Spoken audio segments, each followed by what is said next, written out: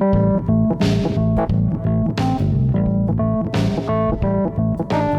to the Business of Pharmacy podcast, where we explore the business of pharmacy through candid, in-depth conversations with the industry's top leaders.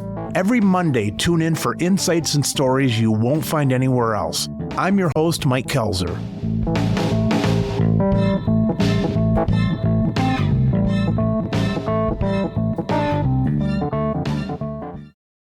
Anupam, introduce yourself to our listeners. My name is Anupam Nandwana. I'm a co-founder and CEO of a company called P360. We specialize primarily in pharmaceutical, biotech, and medical device companies and solutions related to them. We have technology and solutions to support these companies, how to effectively communicate with the patients, communicate with doctors, provide them necessary data operations, analytics related to that. Common perception is pharmaceutical companies make drug and they sell the drug. Pharmaceutical companies educate the doctors so they can better prescribe the right medication with the clinical information, commercial information, whole 9 yards. Anupam, who's your ultimate customer? So our ultimate customers are pharmaceutical companies, biotech companies. We help them use this information to grow their own business. The patient and the doctor are not necessarily aware of P360. They're doing this maybe through an API into their computer or something like that. Yeah, actually, we are nowhere in their world. We don't exist. We are just something in the background which enables that.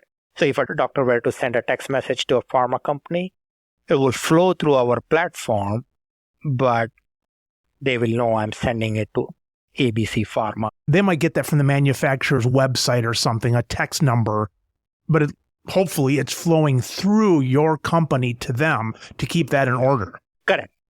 And it gets pretty involved, right? So you gave an example of website. You might have a QR code on some digital property. You might have a TV ad where somebody can scan a QR code and get a number for 100 ABC Pharma or whatnot. But like this whole workflow and connectivity is done through our platform. Once the message comes in, we intelligently try to parse that message and guide it in a right direction.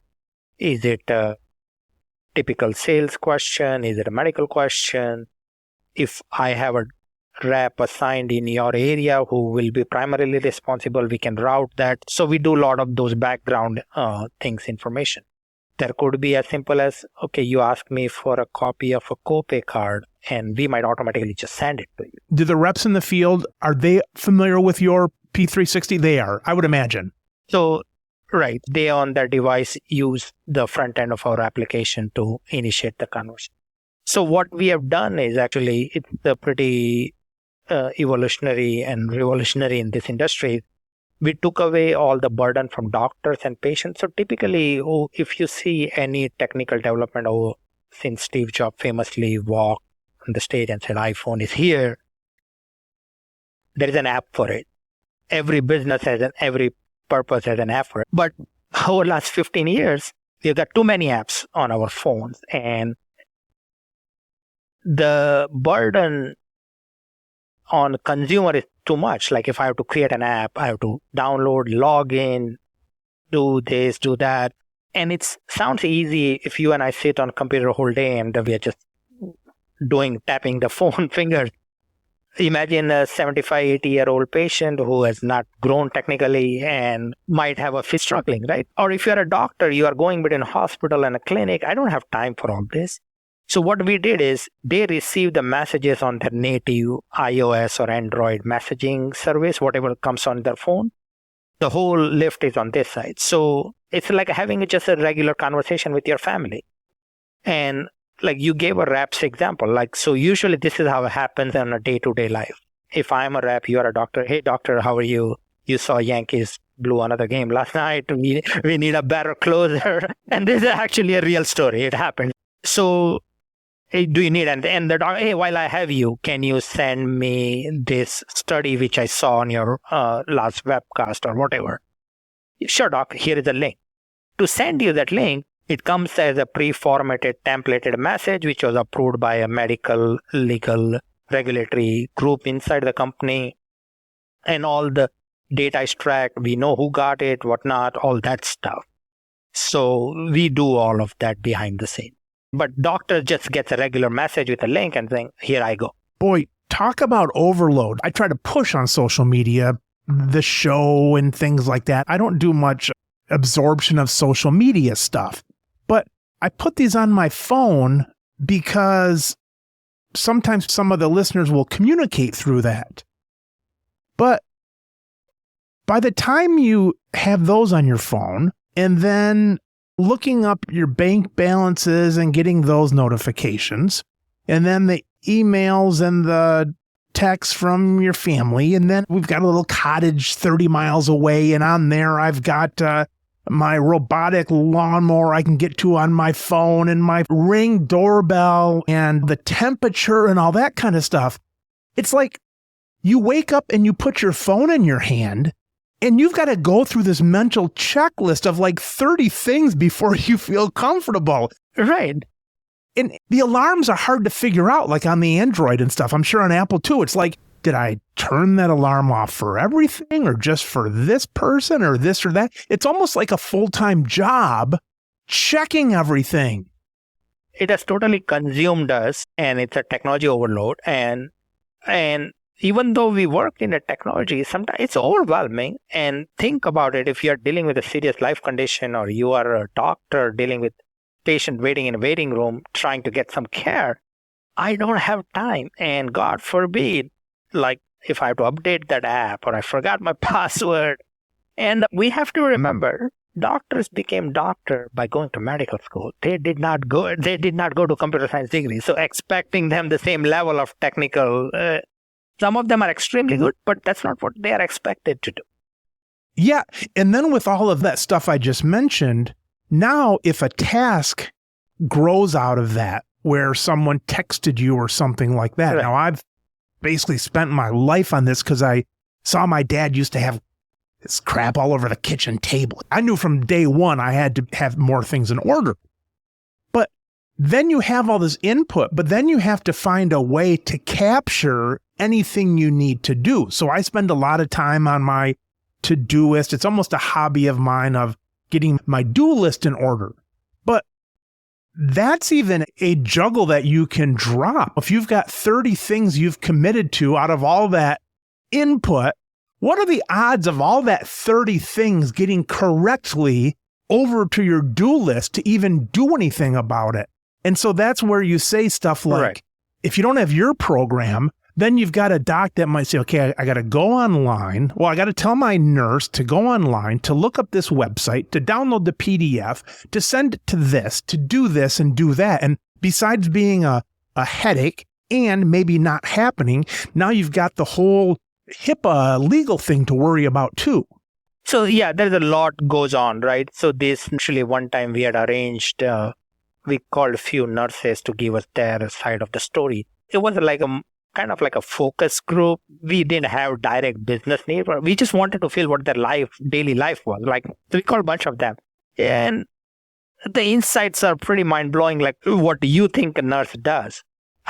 She said, my job is half the time I'm doing in the middle of something, and one of my patient calls who is in a therapy and saying, I feel nauseous. I'm distracted by something which I have to do because I care for that patient, but at the same time, I have all the 16 other things I'm doing right now. It's not working. Like, I need to prioritize. It's overwhelming. It's so much burden on our healthcare workers, doctors, nurses, front office staff.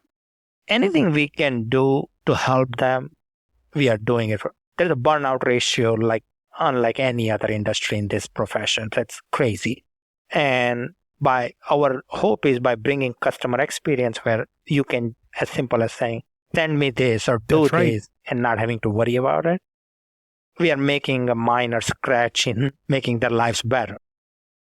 So Anupam, now I've got to ask, I see on your website a bunch of stuff about AI. Now I've got to figure that if I'm a doctor or a nurse, what I want to be doing is in my conversation, if I talk to the patient about, oh yeah, there's a pretty good diagram on that I saw from the company.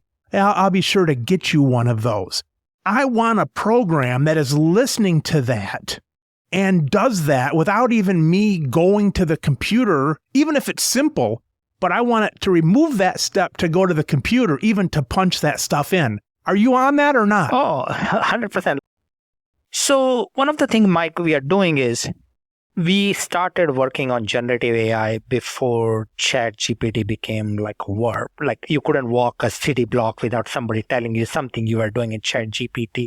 Pretty revolutionary. I think Google CEO called best thing since fire. Like we have every phrase you can heard about.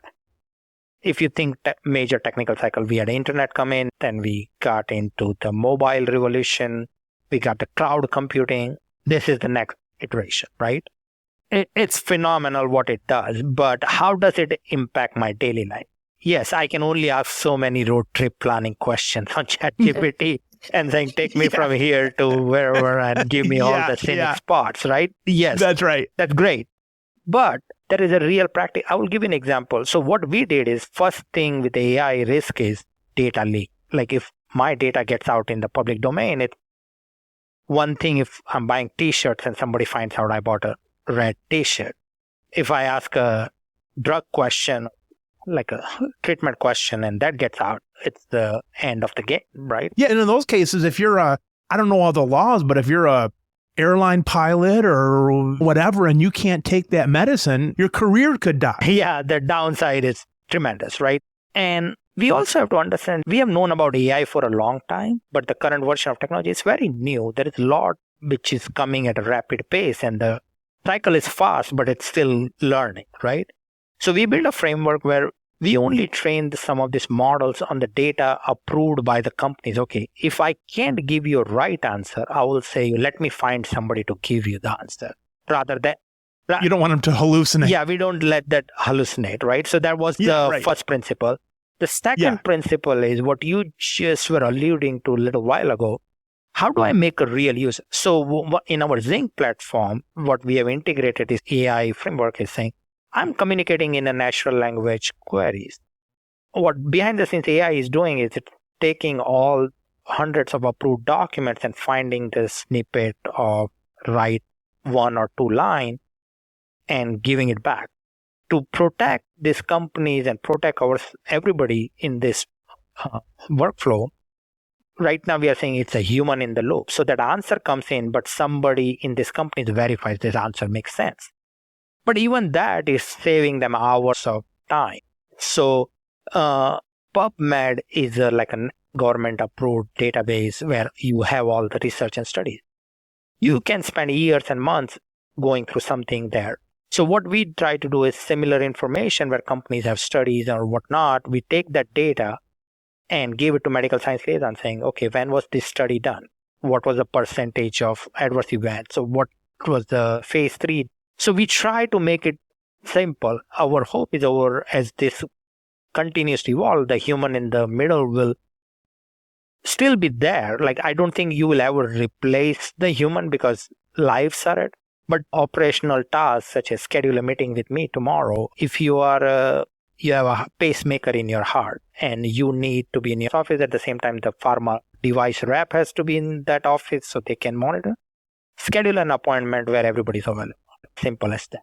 The nurse or the doctor in the appointment might just say that out loud and it happens. And so we are almost there and we are doing a lot of work on this. So we feel pretty good about where we are heading with the AI development and what we are bringing to the table. Our hope is to bring this natural language communication more to industry folk. It's interesting, the question between human in the middle or not. I'm sure there's a lot of examples about this, but I think back to the question of a jetliner. Do you want computer intelligence in there that is flying the plane and won't let it go more than 30 degrees, such and such? All right, so now you're going to avoid all of the suicide pilots that want to ditch you in the ocean, that kind of stuff. But what if something really crazy happens? Don't you want a human to at least give it a good effort to try to do a nosedive and then zoom around this way and so on. Well, the computer's not going to do that. And so there's certainly that balance between AI and humans. Who do you want to have ultimately be in charge? Right. Yep. I think, at least in the industry, we are working on human will take precedent over technology, but the technology will be big enabler, driver of making it better, faster, easier for you. And a lot of time people try to predict the answer. I don't think you can predict some of the answers because you don't know where the technology is taking you, right? So I don't buy into this like clickbait narrative where AI comes in, everybody's going to be jobless and there is nothing for everybody to do. No. History of humankind, we have invented things, we have made things better, we have done things easier.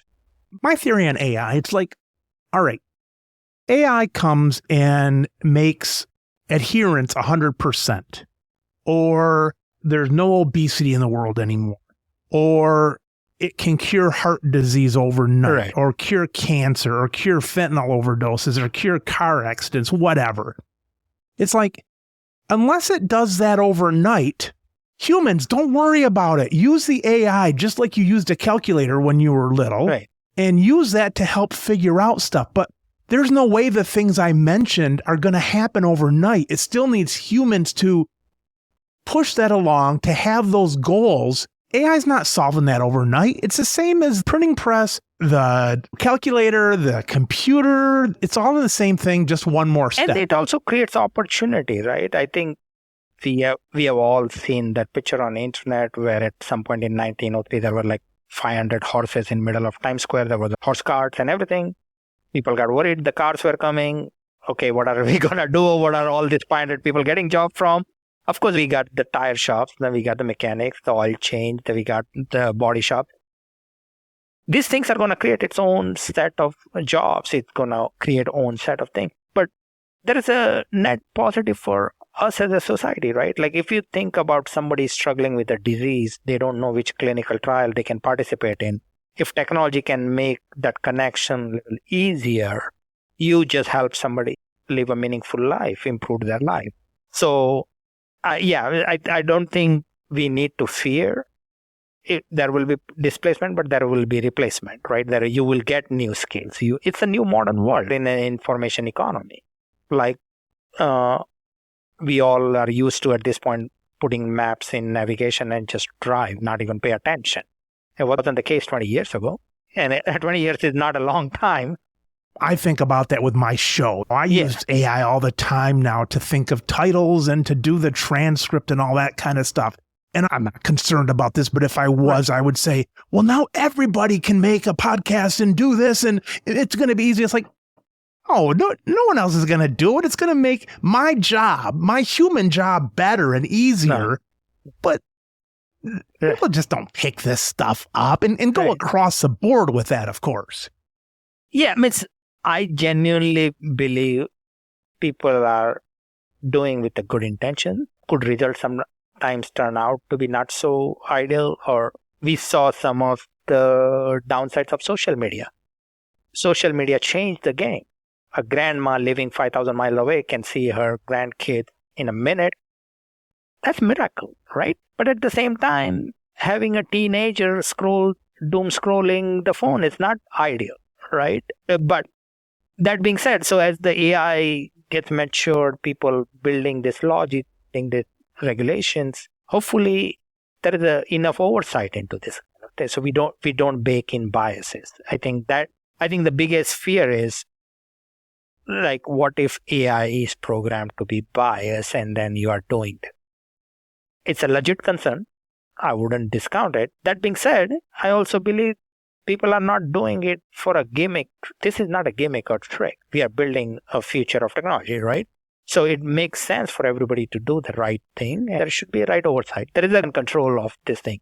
It's like somebody saying, oh, there's a phone and people are going to make prank calls and people are going to use it to call up your mother who gives them their, credit card number. And you can go down the road with inventions like that. Yeah. But you got to remember, you also have the invention there to do the positive thing to combat that, Right. to say, hey, we're going to use the computers to make sure that credit cards are safe or whatever the thing is. And we as a society, we are going to go forward. We are going to have to be positive, willing to trust each other, be nice to each other. And like, I just inherently believe people are not bad intention. Are there bad actors? 100%. I'm not naive. But that being said, people don't do that as a reason to do it. Anupam, you talked about data and things like that, protection. And it always seems to me not if, but when I'm going to get a letter from somebody that tells me that my data was stolen. You know, I get it from AT&T a couple weeks ago about they got some text information got out. And then you get it from your hospital. And then you get it from across the board. It's not if there's going to be a breach. It's when you're Right. going to get the letter. And for me, I don't give a damn. I mean, I don't care if someone found out that I told Margaret to pick up a watermelon at the store, that kind of stuff. But like we talked about, there's pilots and things like that that could lose their job. So we're seeing now the ransoms for things where a company's paying $30 million to get their computer started up. And I think maybe, I'm not going to say the name because I might get it mixed up, but one of the big PBM vertical integrations got hacked into and so on. Is that just going to keep continuing? In your opinion, is it smart to do these ransoms? I mean, I guess when I think of AI, some people think of AI as like, it's going to create a robot that's going to stomp out New York like Godzilla, but more than likely it's going to be this kind of stuff happening. So what's the answer to that kind of stuff? It's a great question. Data compromises are a huge concern. It for corporate, for individual, for nation state, all out war, right? So the most common phrase people use, data is new oil. It's a very common industry term. But what did oil do over the last 100 years? Created so many civil unrest, nation wars, all that, right? So if something is of that value, it's going to bring unwanted attention to that kind of thing. And with the invention of technology, it's making easier and easier to do that. One common thing, at least on the corporate side or some of these large data breaches, it always starts like email or password compromise. I saw that on one of the shows, 48 Hours stuff. It usually starts with somebody, you know, dating somebody or a fake phone call or something like that, getting into someone's simple password. A simple thing. And at that point, you have opened the door for somebody to come and live in your house. 15 years ago, 20 years ago, they would, like, if I open the door, let you come in house, you will grab whatever you can grab and you will run. Now they don't do that. Now they hide. And then they go on all those things. So it's a serious concern. It's putting a lot of businesses at risk, intellectual properties at risk. So the example you gave, if you and your wife went out on a restaurant reservation or whatever, somebody found out, okay, big deal, I ate that. No. But if I spend $1 billion to invent a drug and somebody just outright steals my formula, it's a problem. It's a big problem, right? And all those things. And if you lock my people into ransomware. So one thing I'm a firm believer of, technology problems are solved by technology. So I will give an example. Actually, it's going to get worse before it gets better. I'm sure you've seen like Anderson Cooper's replica to a newscast or something like AI-generated personas talking in your voice.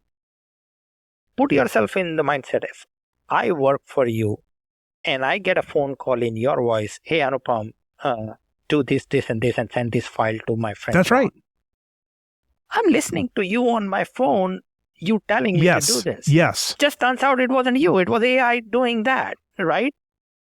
So that kind of scamming and attacks will increase. But what it also does is AI is also equally powerful where it can predict this kind of pattern. It's going to be patching. It's going to look at all. Like the simple CAPTCHA, which sees that you're a human because the mouse goes all over the place before it hits the button. Right. Yeah. Right. And we have all used to entering second factor authentication, those PIN codes we get, all those. So there will be innovation to it, but the ransomwares are a serious risk. The companies are also worried because it's a two-pronged issue. One, you're losing your intellectual property, your data, your everything. But if you're a publicly listed company, this is something could bring your stock down or all those things, right? So companies are investing a lot. Tech companies are working very hard and they are doing good job. But hope that's a big serious concern, like data breaches. Anupam, I believe that things like this start in the home. So like when my wife, in quotes, calls me and says, pick up the dog food and then can you cut the grass at night? I have no idea if that's my wife. There are solutions to that which haven't become mainstream. There are cryptographic signals like that. So it is evolving. It's happening. It takes time.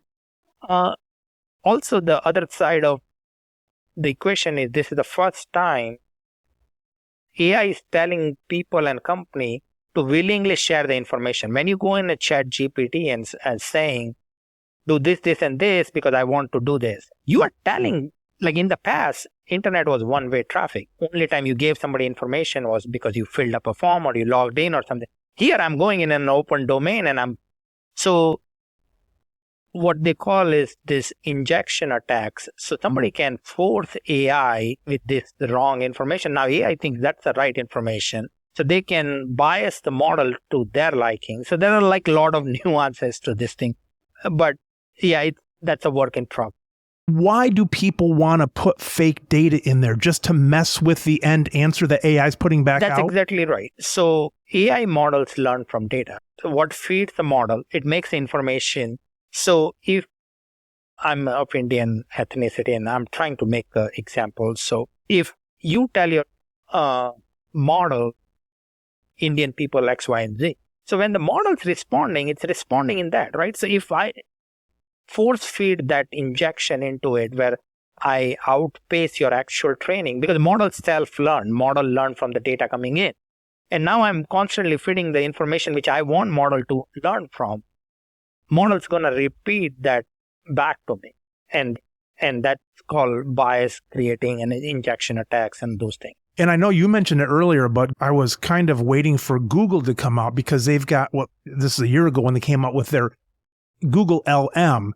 And what that allows you to do, and still does now, it's more mainstream. You can do it on Google Drive and so on. But you can say, take this data that I have of my manual and this information, don't go grab it from somewhere else. And that's exactly what you were saying with the medical affairs. Don't go out on the internet to look for this. We have enough information.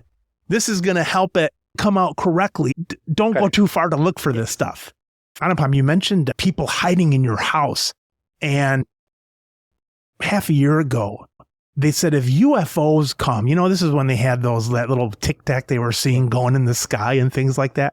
They said if UFOs come, what they're going to do is they're not just going to drive in from some other, star system. He said they're going to come in, but they're going to park themselves out in space where we can't pick them up, just like we can't even see if there's a ninth planet or not yet. But they'll park themselves out there, just kind of be like hiding in our closet until they need to get us. Now, I'm not a theorist like that, but I guess that makes sense. They just kind of hang out until they really want to do some damage. Right. It's on the data side. If they're not taking any actions, how are you going to detect it? Right. Yeah. I mean, it's obvious. If the secret chemical code for a new drug's not in there yet, they're just not going to do anything. They're just going to wait for it to come in. Yeah, and so that's the cause of concern, right? But I still am a firm believer the good side is on the winning side and this will come out on the better side. Someone told me one time, they said, you should start worrying when things are no longer news. And so in other words, the fact that shark attacks show up on the front page, figuratively, means that they don't happen very often because it's still news. Correct. They don't run stories on there about you shouldn't eat so much damn sugar because you're going to have a heart attack. Right. And, that's not news anymore. And so when we're still hearing about these data breaches, it means it's not happening all that often. And also it's a mold of society also, right? So anybody who was born in 50s, 60s, 70s didn't grow up in native technology. Then it changed. Anybody who's born in Gen Z or the Gen X, they're grown into this, right? So they're smarter, they're better, they're more well-equipped. They know. It's like common civic sense. Like, we know when to cross the road when there's a walk sign. Like, you were taught that as a kid. Have some basic hygiene. Against that, unfortunately, we were at our family camping trip. We go for 4 days, and I have a dial-a mattress in my tent. I get to set what number of pine cones and rocks I want to sleep on at night, you know? So we're all sitting around the campfire, I and my brothers and my nieces and nephews, who are all at least teenagers now. And I had heard this somewhere that if you take somebody who's, let's say, Gen X or above and say, pretend like you're picking up a phone, well, you're going to pick it up with a thumb in your ear and your pinky by your mouth. The current age, when they pick up a phone, they're going to take their flat palm and put it up against the side of their face. And so I went around the group. There was probably 15 of them there. I said, pretend like you're picking up a phone. And all of them did it with, even the young kids, they picked it up with the thumb in the ear and the pinky by the mouth. And it was comical for me, but I guess as we're talking now, it got me thinking that you've got a lot of prognosticators, people thinking of this or that, and they're telling us actually how kids are going to pick their phones up, and people don't know. They don't know what's happening. That is my favorite pet peeve. I try to share this story every time I'm publicly speaking. Or sometimes prognosticators are who they are. Like, the most famous story is Wright brothers. In October of that year, New York Times ran an article, it will be hundreds of years before we can fly something. December 8 weeks later, planes were flying. Yeah, exactly. They didn't invent plane in 6 weeks. No.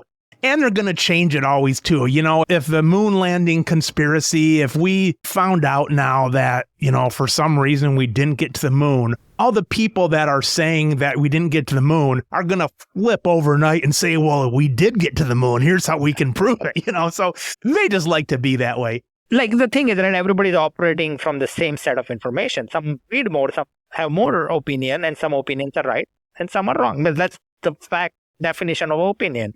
My opinion is not right or wrong. It's just my prediction. My prediction could turn out to be the way I thought it would, versus it may not. My builder of my house used to ask him something. He used to say it was a scientific wild-ass guess about stuff. Right. So it's like watching those statistics when you watch any live sport, win predictability. How are you going to predict a win in the top of the first inning when there are like another 8.5 innings to be played because other teams scored 2 runs in the top of the first? That's not the win predictable, right? That's just you're reading what's on the screen and saying, yeah, 2 runs is good enough. Yeah, and someone said, don't listen to the college football ranking stats unless they stay the same till the end of the season. It means they were just guesses. Yeah, but so it's like a betting business, right? I'm going to bet on something, so I'm going to predict something. So, but that means I don't discount anybody or like take it any other way, but there is a lot to be learned from the information. Anupam, I see in your website and so on that you're like a Microsoft partner. Does that mean that your programming is kind of based on Microsoft instead of Linux and that kind of stuff? What that means? That's a great question. So what we use Microsoft technology stack and their cloud. So Microsoft Azure has the hosting and all these development tools, programming tools, which we use. So when we deploy it in Microsoft, so we get the full benefit of all the invention Microsoft's bringing to the table, all the data security, the privacy, the cost benefit, the whole 9 yards, right? And I'm not saying you wouldn't get that if you went to AWS, but we made a decision based on the skill sets we had, the people we hire and all those. So because it's a very vertical ecosystem, right? If you are in Microsoft, you are hiring more Microsoft developers. If you are hiring Oracle, you are hiring more Oracle developers, so on and so forth. So by using Microsoft's development tools, and Microsoft over the last decade or so has made tremendous progress on opening up themselves to open source technology, which wasn't always the case. And it's very easy for us as companies who are starting technology product to just it's like going to Walmart, right? I want this, this, and this, and I pick it up. I start building or going to Home Depot and building your house. You need everything, whatever you need. So that's what Microsoft has done, and they've done really well. So we are very excited about that. And their partnerships with OpenAI and stuff like that gives me more hope that the investment continues on their end. Now, when you mentioned AWS, Amazon's system, I think of that as cloud, as like storage, but do they also have some of the stuff you mentioned, like the programming language for? I didn't know that. I always think of Microsoft as programming, not storage. And I think of AWS as storage, but it's a whole programming system basically, right? Yeah, it has its own set of tools they have developed. Both Microsoft and Azure also has made it easy where you can bring your own tools. If I don't like what's in there, I will give you a simplest example. Oracle is one of the most predominant database company. They've been there for 40, 50 years doing it, and they do it so well. If you are a company who wants to use AWS's cloud or Microsoft's cloud, but use Oracle's database, you can use it. You can mix and match. So that has become very, very common across the tech companies now. So you are right from perception perspective. It started a lot of it as a storage thing, but now you can just pretty much use either cloud. You're not going to miss out on anything big.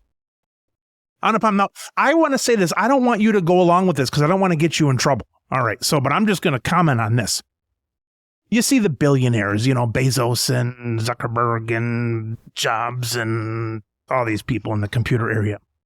But when I see Larry Ellison, he always looks kind of grumpy to me. He's got a beard. His beard just is not real good. It looks like just scraggly. I think it might even be a neck beard for all I know. And I hear about Oracle being like a database, and I'm just thinking just like a spreadsheet kind of thing. And I'm thinking, how the hell did he make so much money, a guy like this? So if I'm in his shoes, first of all, I would need a marketing setup to make me a little bit more friendly to the average person. Well, he's not to the Maccabee side of things, but I don't know enough about their system. But I guess somebody listening to this would say, well, Mike, maybe you're a lightweight. You haven't been around business enough to realize the stuff that Oracle has done. And that might be the answer. Maybe as a consumer, you don't hear them from a consumer market, but I suppose once the business level gets there, they're fairly powerful. So I'm a big Larry Ellison fan. You are. I've admired him for a long time. All right, but how do you like his beard? Let's pass on that one. I won't comment. But I will give you, Oracle is actually one of those foundational companies in Silicon Valley. He deserves so much credit. So you are right. If you are a typical consumer, you don't see them just show up in your everything. Because with Apple or Microsoft, easy, I'm using my iPhone or I'm using my Windows desktop, so I know what they do, or I'm using my Office 365. Oracle competes in a B2B space. But you should take solace in, if you go to banks or you go to like a large retail chain, the reason you can do all those things, they are running those back-end operations. So they provide like databases which store your information. They provide high latency. They have a whole lot of other software. There is a software category called enterprise ERP software. So large companies do their accounting, Oracle Financials. They have a whole lot of back-end operations which are integrated into running day-to-day business. Well, and that's where I don't hear so much of it, because when you talk about the consumer market and when you think about Microsoft, I'm thinking about I think our software, our pharmacy software is maybe based in Microsoft language and things like that.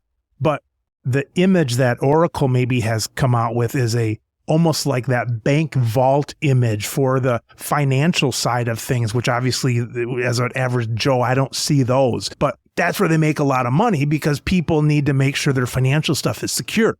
Right. And they're providing the essential components of technology which you need to run any enterprise successful, like e-commerce software or databases or banking softwares or all those things. So there is a lot which goes behind the scenes, whether you are withdrawing money from ATM or buying a transaction at some store or something. There's a lot which goes on behind the scenes.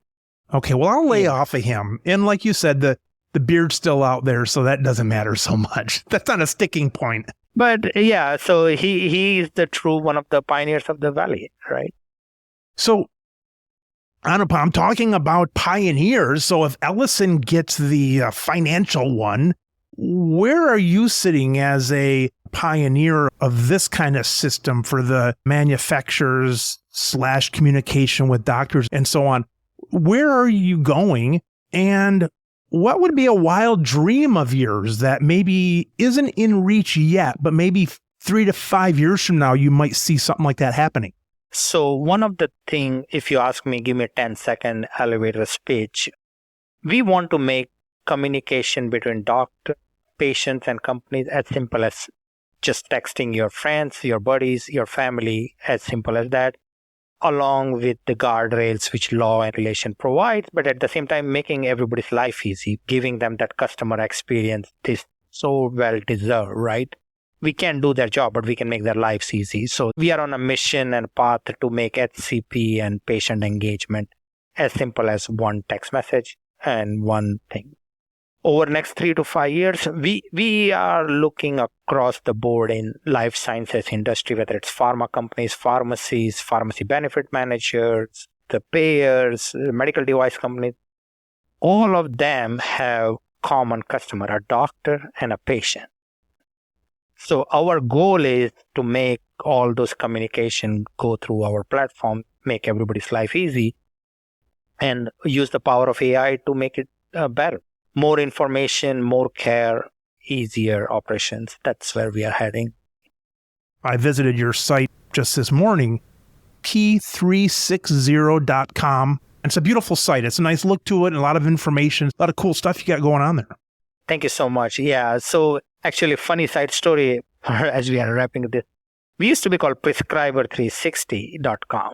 And several years ago, we went through a rebranding exercise. Because we were called Prescriber360, our customers still informally called us P360. Sure. And then we said, okay, you follow your customer's lead. And we formalized on P360 as our domain. We had to jump through some hoops to get the web address, but we were able to successfully get it. Yeah, it covers the whole industry. We are serving patient, pharma, payers, PBMs, pharmacies. It all starts with P. So, oh, that's interesting. Sure. It's all P's there. Yeah, and we want to give the 360 view of everything to everybody. Very cool. Yeah. Well, golly, Anupam, thanks for your time today. That was interesting stuff because we all can be doing a lot of good in the healthcare field, but anytime a company can help bring that together is a powerful thing. So I know you're a busy guy. You got a lot going on. So thanks for your time today and spending it with us. Thank you so much for having me. I thoroughly enjoyed the conversation, and hopefully your audience is able to enjoy this conversation as much as I did. Very good. Thank you so much.